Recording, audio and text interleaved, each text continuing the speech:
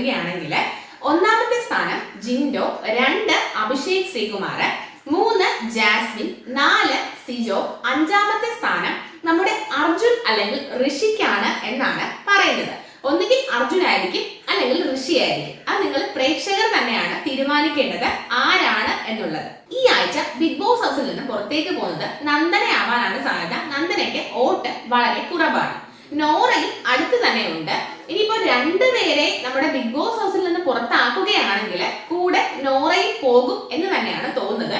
പക്ഷേ നോറയെ പറ്റി പറയുകയാണെങ്കിൽ നോറ ആദ്യം മുതൽ തന്നെ ഇൻഡിവിജ്വൽ ആയിട്ട് നിന്ന് കളിക്കുന്ന ഒരു മത്സരാർത്ഥിയാണ്. അതുകൊണ്ട് തന്നെ നോറയ്ക്ക് കഴിവുള്ള ഒരു മത്സരാർത്ഥിയായിട്ട് തന്നെ നമുക്ക് നോറയെ കൂട്ടാം.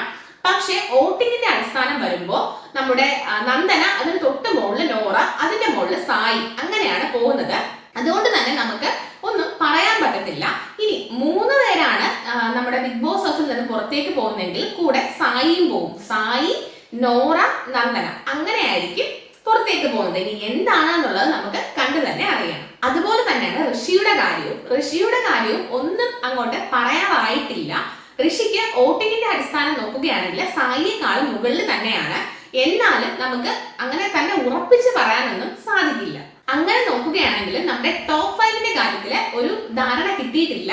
അവിടെയും 5ാം സ്ഥാനം നമ്മുടെ അർജുനാണോ ഋഷിയാണോ എന്നുള്ളത് ചെറിയൊരു കൺഫ്യൂഷനിൽ തന്നെ നിൽക്കുകയാണ്.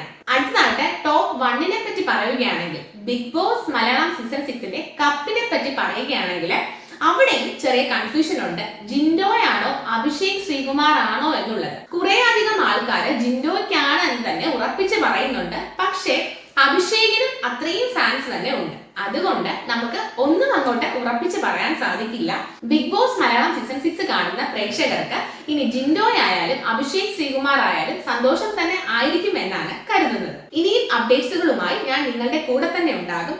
എന്റെ ചാനൽ സബ്സ്ക്രൈബ് ചെയ്യാതെയാണ് നിങ്ങൾ എന്റെ വീഡിയോസ് കാണുന്നതെങ്കിൽ എന്റെ ചാനൽ സബ്സ്ക്രൈബ് ചെയ്യുക, ലൈക്ക് ചെയ്യുക, നിങ്ങളുടെ വിലയേറിയ അഭിപ്രായങ്ങൾ കമന്റുകളായി എന്നെ അറിയിക്കുക. Thanks for watching.